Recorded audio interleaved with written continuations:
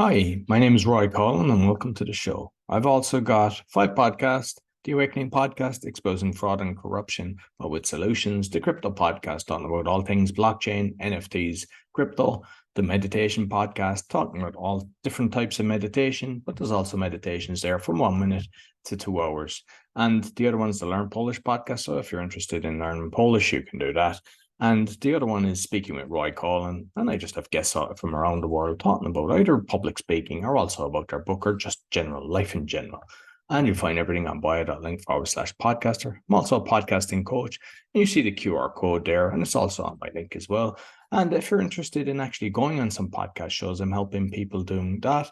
Or if you're interested in sponsorship, you can contact me. And I'd like to thank my sponsor, DanielPacker.com. He helps people with anxiety, stress, and addictions. He's got a 90% success rate, and you only pay if you're successful. So be sure to check him out, DanielPacker.com. I hope you enjoy this week's show. Welcome to the Speaking Podcast. You can find all our episodes on speakingpodcast.com. My guest today, from New York in the USA, published her first book at 85. Previously a family therapist, divorce mediator, Broadway and off-Broadway producer, musical book writer, screenwriter, screen producer and teacher, co-wrote and produced films, and there's actually a lot more. But I mean, if I started telling all the fantastic things that you've done, it'd be the end of the show. So please welcome Jennifer Manocherian. Did I do it justice? Manocherian. Manocherian. Thank you. Delighted to be here. I've lived a long life, many chapters, and more to come. It isn't over. And just I Until have I finished stop your book. breathing. This is your book, and to be honest, I thoroughly enjoyed it because Thank you. there's times that I kind of, you get a book and you kind of say, oh, I have to read this for something. This is one that I really enjoyed reading. I was like, what's happening next? What's happening next? And there's so many twists and turns. You're a fantastic writer. It was like very well written. That is so nice. And it took a lot to get it to you. I think we had to send it 2-3 times. And anyway, I'm so glad you liked it. That makes me happy. Oh, so I suppose. Make my day. Make my day. Can we end now? I mean, you have done some incredible things. And how much of your career did you incorporate? Because I'm not going to mention the book. I want you to kind of disclose what you want on the book, because I want people to go and get this, because I definitely, you will enjoy this read. Of your own experience, did you incorporate into it? I would everything and nothing. Or should I say everything and there are some things that happened in my life without, I think, a spoiler. I mean, there's a scene, for example, where an old man is hospitalized, an emergency hospitalization. And I took the scene, not the character, but that experience. I took that right out of my life and something that happened with my father that was very frightening. And it was like, it's funny, when my son read the book, he called me up when he read that chapter. He said, Mom, I mean, that was so real for me. I mean, because he had been there with my father. It was scary. He did Code Blue twice. So it was not a fun experience. So there are things that, I mean, how can anybody write a book without bringing something of themselves into it? You couldn't write the same book I wrote. If somebody gave you the plot, the characters, we all write from what we know of people, what we know of life, how we see people. I mean, there are many. There's the book is told through multiple points of view. There are 7 characters, and then there's a medium who gets a little time, not a lot, and she gets actually only 1 chapter, but she's, that's not. I didn't have a medium. Actually, I've had the experience of going to not a medium, but a psychic a couple of times. And but the characters, it's a diverse amount of characters. And I felt that I knew enough about it's different. It goes from the age of, well, actually there's a teenage girl, but she's not a main character. But so she's like the youngest character in the book, and the oldest is 95. and in between all different, there's some there's some men in the book, there's some women, people of different ages. I felt like I knew enough about who these people are to make them authentic, because authenticity is, to me, the key to a good book. Fantastic. So you're like, I suppose let's kind of go back a few years, and I mean, because prior to recording, you mentioned I believe your father is English, yeah? Yes, yeah. So you might kind of talk about your upbringing and then how you kind of got into writing. Was this something that you started early? Because I mean, with your career, the screenwriting and everything, obviously you've been writing a lot, but I'm not sure when it all started. Well, I mean, it's I've had to think about things like that. I come from a family that was, I would say, literary, although not everybody published novels and stuff, but it was a family of readers. My father was an intellectual. He always reminds me of somebody like Christopher Hitchens, the late Christopher Hitchens, who was so kind of that. I'm sorry, but that kind of intellectual superiority where you always feel dumb. But that was my father. But everybody read. Everybody. And wrote. Both of my parents, and I didn't find this out until after they died, and I found journals that my mother wrote, and my mother died at 94, my father at 95. So they had a long life. And I found my mother had written journals, and apparently both of my parents desperately they had 3 daughters that they had to educate, and, educate well, because that was really important. My father, being English, my aunt who lived in India sent her daughter to England to be educated when she was like 6. Education was very big in his family. And so they wanted to make sure we were really well educated. Of course, I was a rebel and I dropped out of college, but I won't talk about that right now. I finally got back, but my parents both wanted to write the great American novel, or a novel that would support them, so in a way that they could live a good life and educate their 3 daughters. And so both of them wrote novels, and I found them, and they didn't make it. But we just wrote. Listen, we also lived in an era where people actually wrote letters. Do you remember that era? I do indeed, yeah. Everything wasn't electronic. But I've always liked to write, and writing is how I formulate my own thinking. So if something's really bothering me, I may write, just to kind of get a handle on it. It helps, it calms me down, and it also helps me think. And in fact, I can't really write longhand anymore. I have terrible handwriting.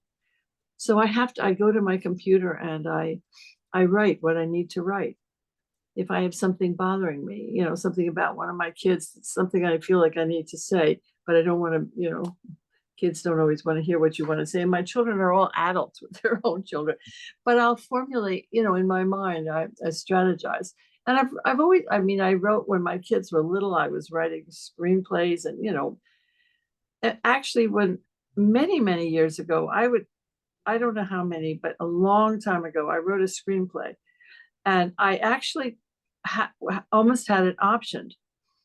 And I went to a lawyer, and it was an interesting experience. The lawyer showed me, he was a very prominent lawyer for this type of thing. And he looked at me, he said, "Look at that shelf in back of me. Do you see all those scripts that are never going to get made?" He was very encouraging, but somebody did want to option it, but I was he wanted a period of time to try to see if he could finance it before the meter began ticking. And I thought, no. And afterwards I thought, oh God, why did I say that? I should have given it a try. That would have gotten me started in this field much sooner, much earlier.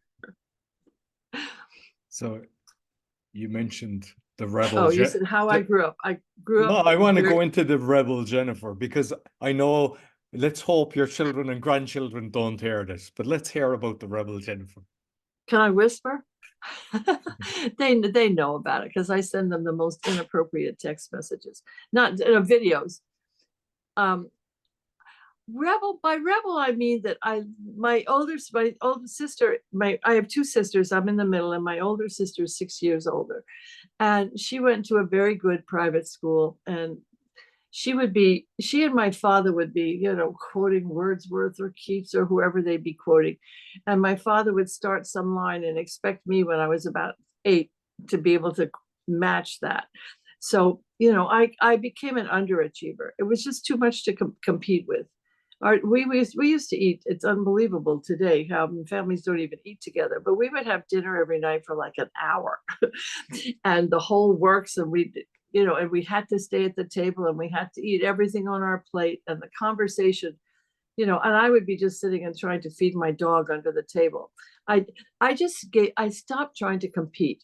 To that extent, I'm sorry, it's not a more exciting Rebel, but I became kind of the anti-intellectual. I was like different from my family. I was off riding my bike with my friends.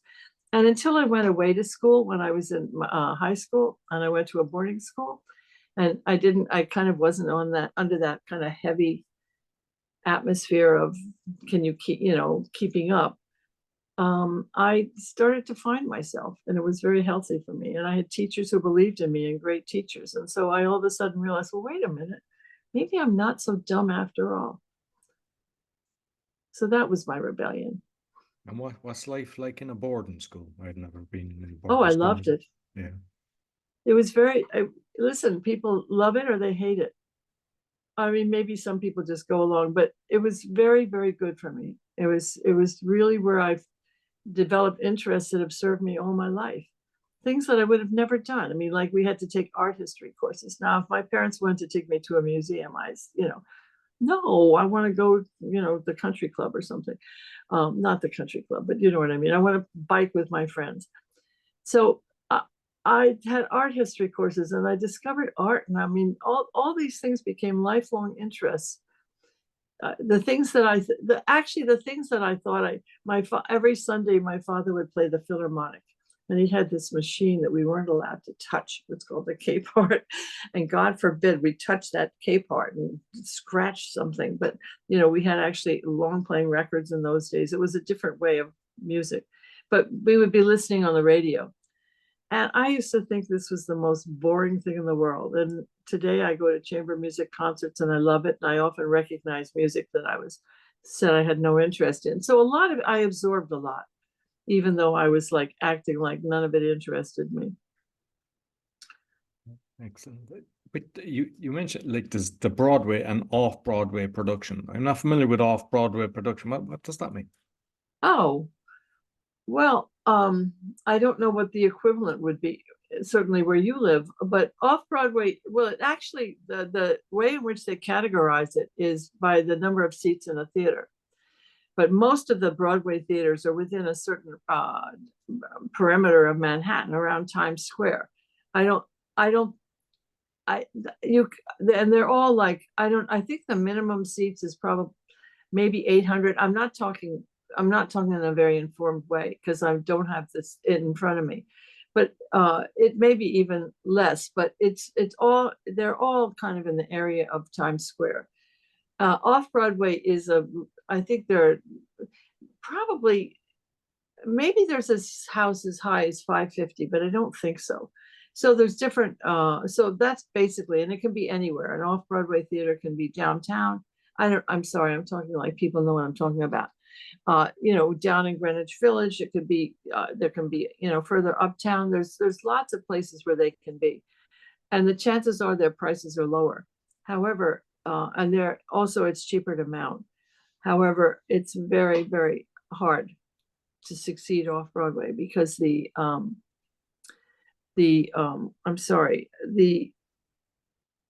competing with Broadway because Broadway prices these days can be so low that if you can get a ticket to the thing you think you need, let's just say Hamilton, because most people have heard of Hamilton.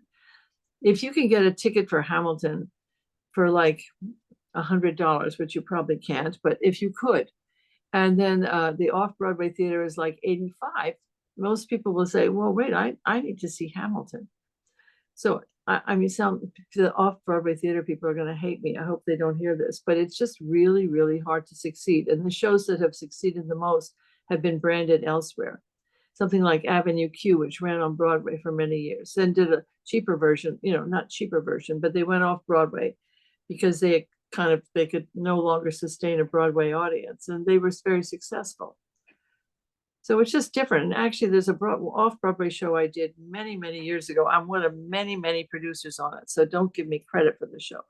But it's I am above title producer, and it's Stomp, which most people have seen because it's all over the world. Have you heard of it? Stomp, no. No? Oh, well, not all right. So not everybody's heard of it, but it's all percussion. Okay. It's very clever. It's all percussion, and we're no longer playing on Broadway, off Broadway, but we do have a tour, and it's plays. Well, anyway, it's an interesting. Listen, theater is, most people think it's very glamorous, and maybe opening night is glamorous. It's not a glamorous business because it's really, really hard to succeed. Many shows that are running for a long time may never even recoup their initial investment. It's a very, very tough business. Most plays, I think 20% may succeed. So it's real, and so you go into it and you lose other people's money, and you probably lose some of your own. And it's a daunting business. But I love to be an audience member. With the screenwriting then, what kind of tips could you give people? Is that something that you enjoy? Is there a lot of work in that? What's the difference between screenwriting and other types of writing? Well, they're very different forms. There are certain basics, like you have to have a good plot, and you got to know where it starts and does it end and does it earn the ending. You also need to develop your characters, and that's really something that's, particularly as a teacher, I really emphasize character development, because it's character development isn't just imagining somebody. It's somebody who has to live in your head for a long time and become so real. You know how this person thinks, how that person talks. But in terms of the forms are so different. When you write, and theater writing is completely different too. All three of them are different, because in theater, it's mostly people talking to each other or singing at each other. Oh, what a beautiful morning. Whereas, so that mostly it's dialogue, and it's dialogue driven, and you don't have this, you can't go as many places. You can't, you don't have the ability to open it up, and the way you do in a movie where you can, do it anywhere. You can be anywhere. So it's much more confined, and the dialogue, of course, the dialogue in movie and screenwriting is very, very, I was going to calculate. I don't know if that's the right word, but it's every word has to be really chosen, or, what's the meaning of each scene, and what is it you're trying to get out of it, and how does it move the story forward or help the characters better. So it's quite different, and there's an economy to it. In screenwriting, you can start in London and wind up in Tokyo. You can go all over the world, and so the camera does an enormous amount of, it's like your best friend. It does a lot of work for you. It shows you things. If you say that, in the novel they looked at each other with the eyes of love or something corny like that, in a movie you can see it. There's so much you can see. But by the same token, each scene, each person who's chosen, what they choose to say has to sound real, and yet it isn't real dialogue. If we met somewhere and we were sitting and schmoozing and we're talking about how'd you get here, how's the weather, the audience would die of boredom. So it has to be very precisely chosen what you write about in each scene, and how it then moves the full story forward. Who's introduced in it? What if this person's introduced in the movie? It's not just somebody introduced. What is that person? What purpose is that going to serve? Where is that person going to come in terms of the plot? Now, novel writing, which was hard for me, to be honest with you, because you don't have the camera. It's like I miss the camera in back telling me, setting the stage, showing the scene, showing every movement somebody makes. If somebody picks up a cup, a lot of that, a lot of, you have to let the audience see what's happening in each scene in the same sense, but you've got to write it for them. And that was quite hard work for me, having been used to doing much more screenwriting and dialogue. So it took me a lot of having to go back to the drawing board and rethink it many times to get it so I felt like it was showed. It's funny. You talked about my family. To be honest with you, the apartment which I think is another character in the book, it's an Upper West Side. It takes place in the Upper West Side of Manhattan. And the apartment, I think it's an apartment building where several of the characters live. And I modeled it after my parents' apartment, which was on Central Park West in Manhattan. I don't place it on Central Park West, but it's so much in my mind, my parents' apartment, that I didn't know if I could show it to the readers in the same way that it was real to me. I mean, my sisters read it, and I mean, they knew in a second that it was we all know that apartment very intimately, but hopefully you read the book. Did you have a feel for the space, for the building? Yeah. For the apartment? Yeah, definitely. And I have proofread a lot of books for people. And when I wrote my own one, because I was just reading it, the amount of errors was embarrassing. And I was like, how is this possible? I was like, we're talking major amount. And I'm just curious with, when you talked about the characters, the different characters and everything. Is there a chance that people can make the mistake that because you know the character, you forget parts to put down? Totally. It's not just, it's not just things that, like, I work with a group. There's a group of writing friends I have, and we go away every summer for like a week to write, and we read each other's work. And I had them read it a couple of times, and then I also gave it to a developmental editor who gave me notes, and I'm thinking, why didn't I think of that? What was wrong with me? It's like you feel like it's just so obvious, but I don't know. Maybe people can just do it first time around, but I feel like it takes time to pick up all the kind of the richness of a life of a person and figure out how to put all that stuff in. So it's like, to me, it's like an intricate jigsaw puzzle. It's not a big jigsaw puzzle of a train and you see the ladder and you this, and it's kind of, but it's like the globe, the ocean or something, where how the hell do you link those pieces? And it just takes it, you miss so much. And you also can't read it after a while. When you've been reading it so many times, you can write a sentence with a missing word and you fill in that word. So you don't even notice it. Yeah.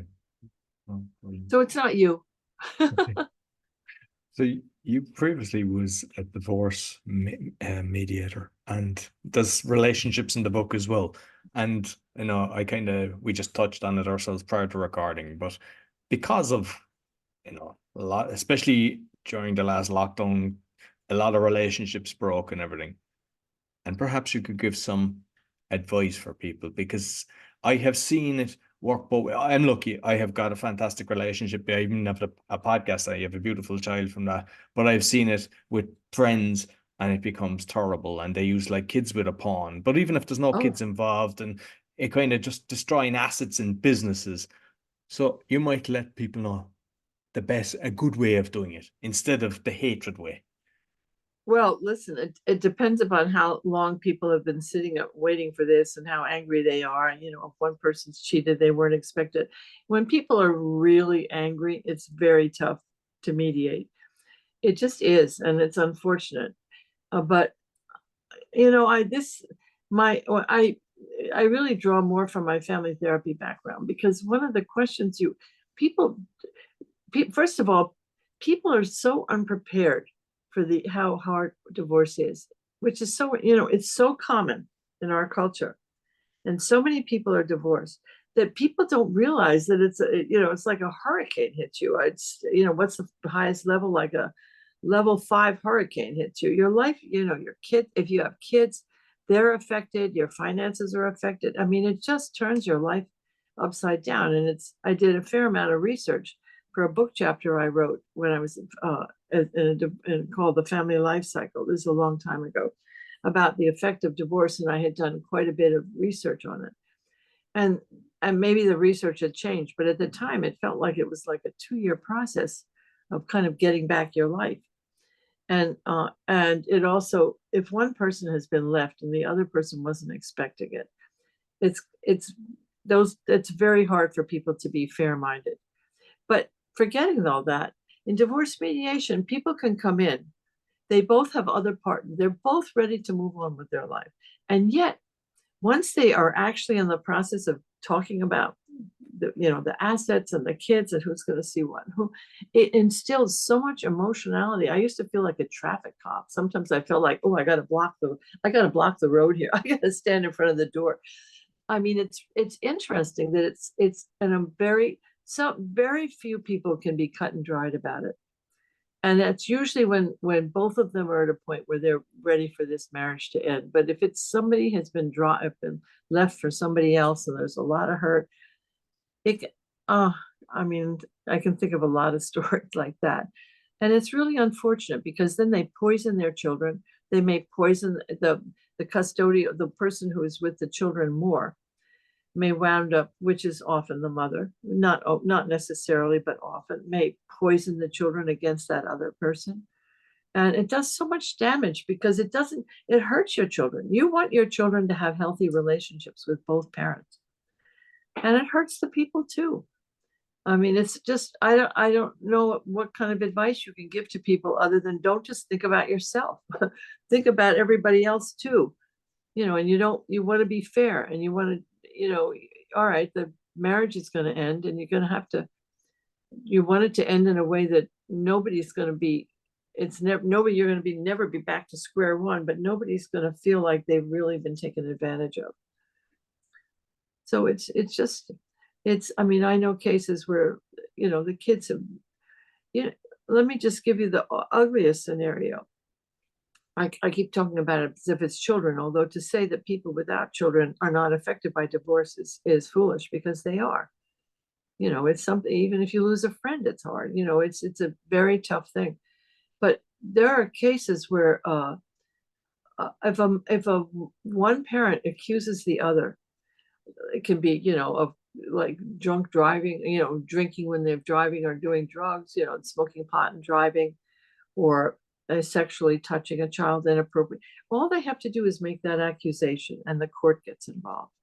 And then the other parent will require supervised village and visitations. And it creates so much distance from the children and that parent. It's very hard to come back. So I'm totally with you. Amicable divorce with people whose focus is on the people who are hurt by a divorce. I mean, you're making the decision. Who are the people hurt? Who's focus on what those people are and what they need, and they don't need parents at war. And if both parents are able to move on with their lives and make healthy lives, children can adjust. Kids are adaptable, but they can also be hurt. Absolutely. So the picture on your book, it's actually it's one that you'd see and it sticks out. So you might tell me about the picture that you decided on. Well, our picture of Bet. Well, I love that picture. Actually, the publisher I worked with their design team, and I had given them ideas for the kind of thing I like. Somebody's told me, for example, that white is a very bad cover for a book because for some reason people don't notice it. This is just what I was told, but I did a little bit of research, and there are certain colors that pop. And just, go into a bookstore and, look at the covers that you like. So I looked at covers that I liked, and they were, I don't know, always something that would stop you. Even if you didn't want to buy the book, it would at least make you open the pages and think, what is this book about? And so when they presented me with a bunch of choices, and none of them was right. I think I got 4 at a time. I don't know. It was actually maybe 4 images and then versions of each image. So it was 8. I may be wrong, but that's what I remember. And none of them was there. And it's not just about the image, it's also about the art, the font, what type of font you have, how big the title is, the colors of the title, the placement of your name. Do you want to quote? I mean, there's a lot of elements that go into making a good book cover.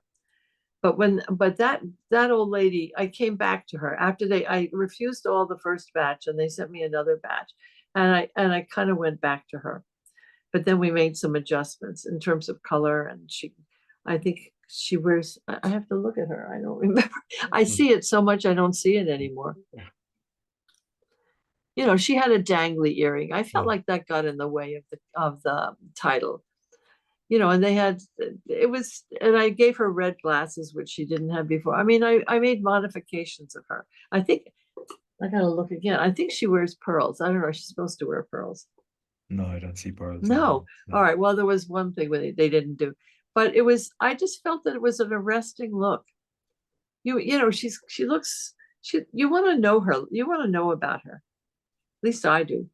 Although young people probably look at it and think, oh my God, who wants to read about some old lady? So I think not everybody's going to respond to it the way I did, but I think I worked hard on that cover and on the title. The title is so hard.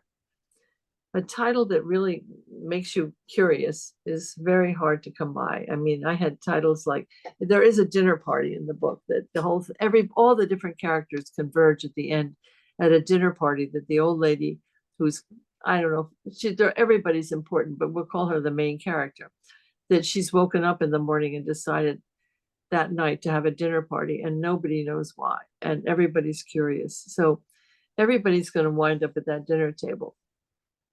So there were like dinner table settings that were some of the pictures I would get, or the titles like the dining room. I mean, you know, it for some reason the name Alpha came to me, because she is Alpha. She's, you know, very much in control of her life and everybody else's, and I hope in a nice way. But people don't hate her, so she's strong, but she's also kind. But she's so once I came up with Alf, I changed her name to Bet. She had many names during the course of writing. There's something in Word called find replace. So names can change very quickly. And sometimes when I'm writing, I start out with a name of somebody who that character reminds me of that character in real life.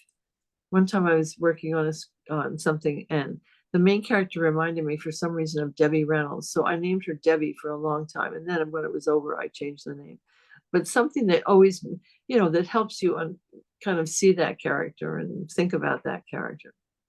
And I think, I mean, I love marketing and everything. And it is, to me, it's a book that, you know, if I hadn't connected with you, that it would grab my attention. And, you know, you're thinking that younger mightn't be, you know, interested in that, but like everybody's got somebody, whether it's the mother or the grandmother, that they there's love young people, and they connect with it that way. Like it'll remind we're all them in families. You either have the grandmother or you've got the children or whatever. Everybody's a family member. You know, one of the things I did when I was trying to let the publishers know what I liked was that I had played around with AI, and I had gotten, it's so much fun. You know, you put in kind of a synopsis or the character description, and then I had put in different artists to see what they came up with. And the one actually that was closest to the colors in this book was Hockney. You know, I always think of, you know, with these bright, you know, primary colors, and I just feel like they're very attractive. I looked at a lot of book covers. It's fun to look at book covers that attract your attention. I mean, some of them really grab you. And then I also worked hard on a first line, although my husband thinks the first line of the book, nobody's going to want to read it. Because well, I won't tell you, you read the book, you got through the book, so it didn't stop you. Some people think it's funny, which is what I think it is, and other people have to get my sense of humor, I think. No, I did. I loved your sense of humor. Yeah. But you know, somebody asked me, how do I make it funny? Well, I don't know. I see humor in life. I see humor in things that nobody should see humor in. I mean, I don't know. I just have a weird, perverse sense of humor. So I have to tone it down a little, but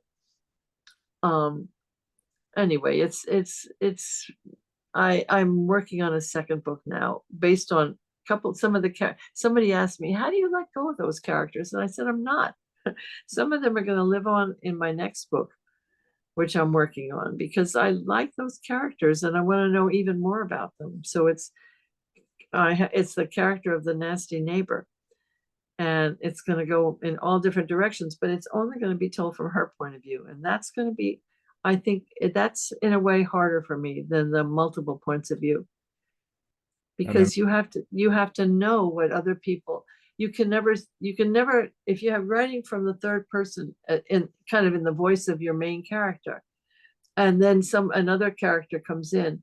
Oh, or let's just do for instance, for example, I'm the main character, you and I are talking, and I write, and Roy was thinking such and such. I don't know what you're thinking. So I have to somehow, it's the same way in screenwriting, where you can't write interior. You can't put somebody's interior thoughts, because it has to be actionable. What you write, you have to be able to see. So I can't write about what you're thinking, right? I can guess what you're thinking. There's ways in which you can somehow get around that, but you can never write directly what somebody else is thinking who's not your main character. Because as I was reading it, I was thinking this would make a great movie. Is it something that is possible? Well, everybody says that to me, and I think it would have to be quite different. It's not on my horizon right now, because I just made a movie this year, and now we're in 24. In 23, we filmed a movie that had actually been almost 10 years in the making. I had read a book by a writer, Lisa O'Donnell, called Closed Doors, in about 2014, and it took place in Scotland, in an island in Scotland, and it's a story of family trauma, and it's about how there's a young kid, and he's kind of, everything is his point of view, and it's done about the impact of trauma more than the trauma. Well, our movie is much more focused on the impact. We don't, the people there's no court case or any of that. It's just about how it reflects, how it impacts everybody. But I was very taken by it, and I optioned it. And initially, Lisa had done a couple of screenplays, and she's a wonderful writer, but it was very much in her voice, the kind of her point of view of it's the Scottish point of view. And I was advised that it's far easier commercially to get a film made for me in the United States. And so I sort of took over the writing of it, and I spent a long time writing this and getting it to the point I wanted to. And along the route, without going into detail, I got a woman, Erin Miller, who was also interested in it, and she helped me with numerous, God knows how many drafts. And finally, we felt it was ready to find a director, and finding the right director for your film is a long process. And so finally, we got a director, and COVID rolled around. So it's been a long process, but we filmed it in Minnesota, which is a state. We arrived, I don't know what it's like in Poland, but we arrived in May, and it was snowing. So it's supposed to take, a lot of it takes place in summer. There are some scenes where they had to paint the leaves green or put leaves on trees. It's funny, after we filmed it. But I went through the process last year of both finishing this book, getting it out, marketing this book, filming a movie, and going into post-production, which was, there's just so much, and I was a producer on it too. So at this moment, and we're on the fest, we're entered in a couple of festivals, and we'll continue to do the festival route, because I think it's a good movie. I think it's a very good movie, and we'll see what happens. But having just gone through that process, I know how long it takes. I am not young. You said how old I was. How much time do I have? Yeah, but you're 21. You have a 21-year-old heart. That's the most important thing. Well, I hope my body, I actually had a checkup yesterday. I'm very, very blessed with good health and good genes, because my mother had this energy, this drive and energy. One of my sisters has it, the other doesn't have it the same way. I don't know. I'm definitely driven. I'm driven to get my father's approval, which is never going to happen. When I got a master's degree, my father said, and first of all, I dropped out of college. I didn't drop out to get married, but I wound up getting married before I went back to college. And I didn't get my degree until the year I had my 5th child.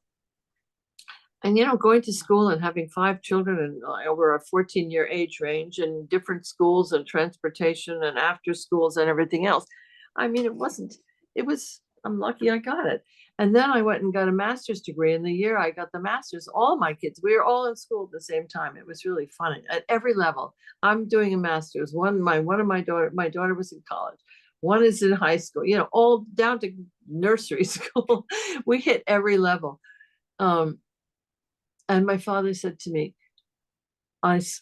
listen, he's not alive. I can't be sure it's a direct quote, but I think what he said is, when are you going to get your PhD? And I thought, oh my God.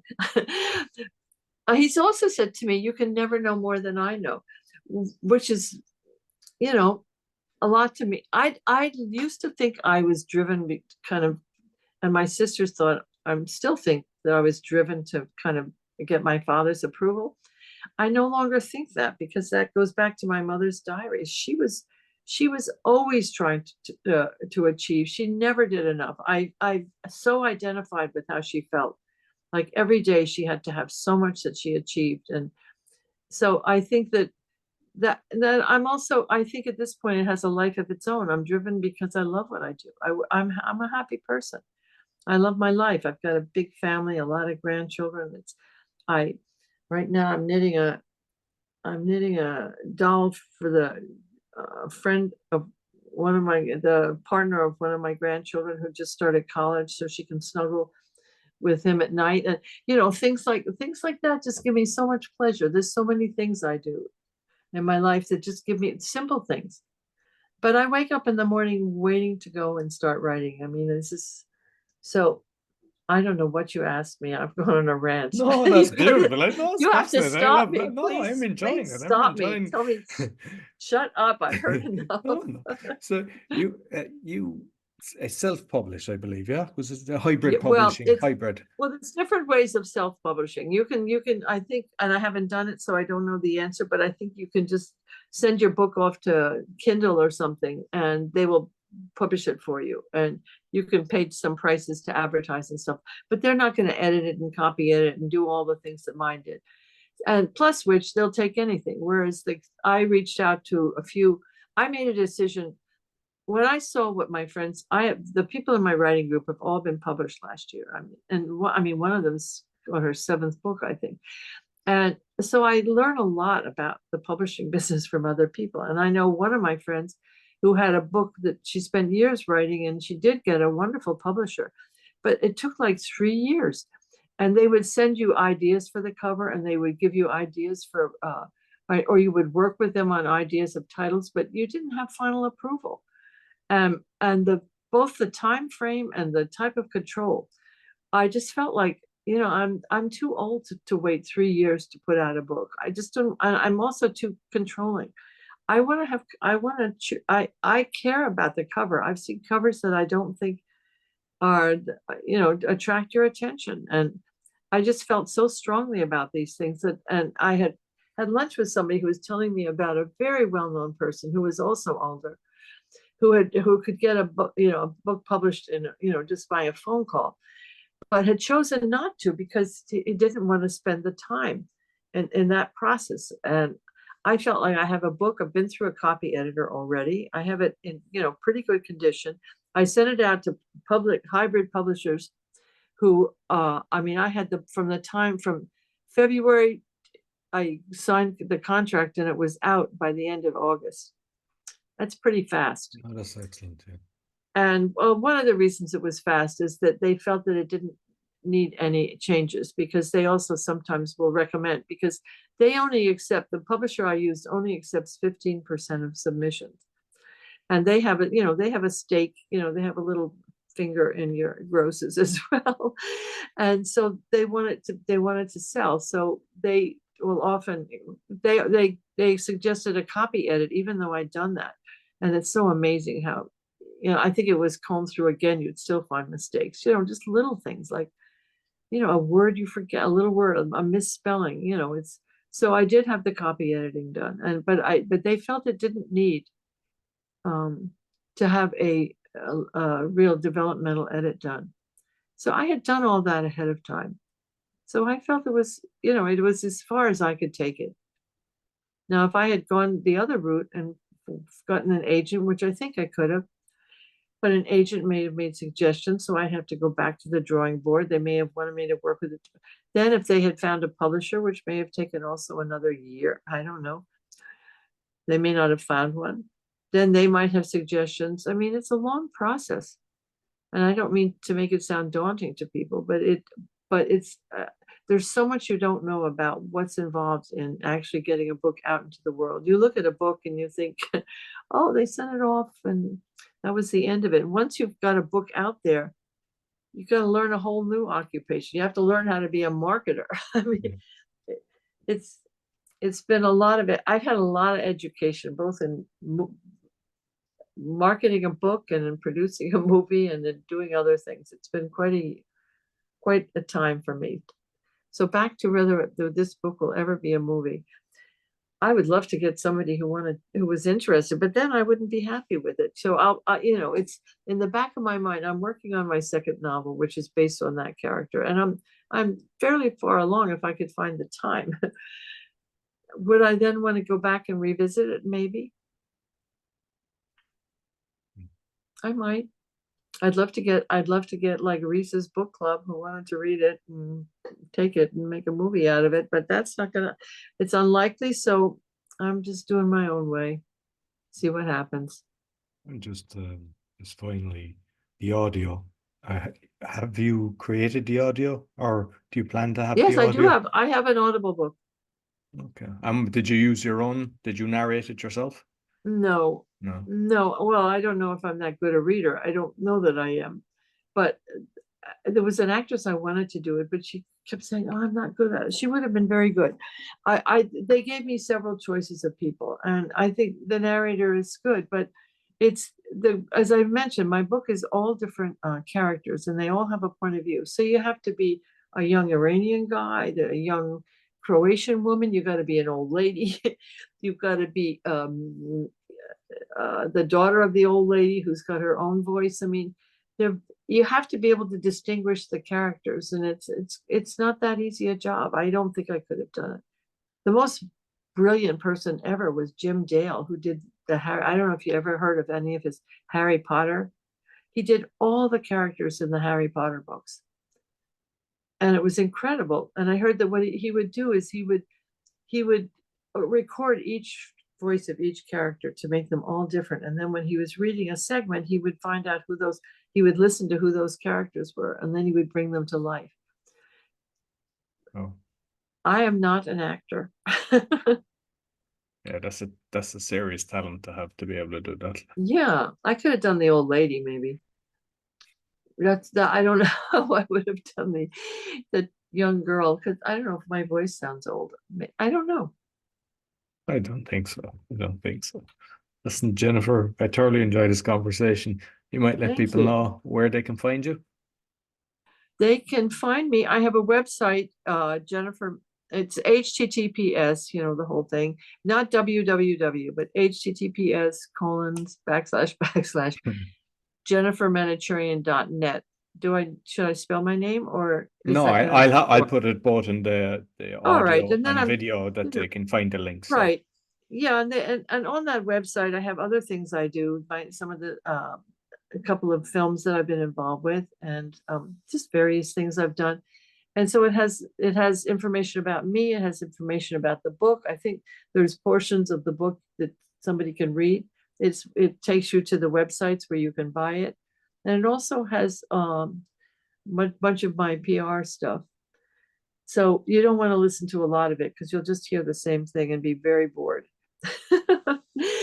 But I'm on Instagram as well. If you click on the links at the top of the website, it'll take you to each of Instagram, LinkedIn, Facebook, all the things you have to be on. And I'm on online book sites. So any online book site, you can get both an ebook, a paperback book, or a Audible. And if anybody likes the book and wanted to have a book club, friends do it or something, you can go to a local bookstore and ask them to order it, and they can order the book and through a company called Ingram. And the thing about Ingram that's good is that they can return them if they don't sell all of them. So if local booksellers wanted to buy this book and offer it, I got a good cover to look at. So give it a try. Put it out for Mother's Day. Yeah, thanks. I'll make sure I put all the Facebook, the Instagram, all of them on the show notes for both the audio and video. And what I would say is, this is the book again, so that you know what to find it. And when you do get it, what I encourage you to do is make sure you give Jennifer a 5-star rating, because it really helps, because it puts it up the charts and it makes all the different bookstores kind of realize this is popular, and it'll share it to other people. And also maybe perhaps if you really enjoy it, take a picture of it and share it on your Facebook and everything, because it all helps. And who knows, we might get this movie after all, because I'd love to actually watch it. You're so nice. That was a great thing. I mean, the stars are amazing. I mean, I don't know that I as a reader, or forget about reader, if I buy a chair, for me to give the highest rating, I don't know. I don't know what it is, but it's my middle child, the Libra in me. I will, even if I love it, I might go for a 4. And when people I read a review that says, I loved it, this, that, and then they give me 4 stars. I said, what's wrong with you? Could you have given me that 1 extra star? It makes such a difference. But, it's frustrating. I mean, some of the people in Goodreads is so funny. People will write that, it really interested me and so forth. And then I didn't like the ending, and they'll give me like 1 star. And I don't know, it's frustrating. So I try not to read them very much. I have similar on the pod. I had for years 5-star for everything. And then I got a few bad ones. And I was like, they really went out of their way to give, and it was a 3-star. And I was like, they really went out of their way. And what somebody said, it actually helps you with the algorithms when you've got a mix of it. So it does? How does it help you? How? Because it's showing there's a mix of it. Because some people, I would think it'd be better if they were all perfect. Yeah, no. So, well, that's what they're saying. That might like podcast. But the funny thing is, somebody who doesn't like it, why did they read it to the end? I think there's just people, haters will always hate, so. Well, anyway, the whole thing's been an interesting ride, and I'm hoping to stay on the train. Oh, and I look forward to it next. It's going to be a plane, because if I'm going to get to that, it's going to be a Concorde. If I'm going to get to that movie someday.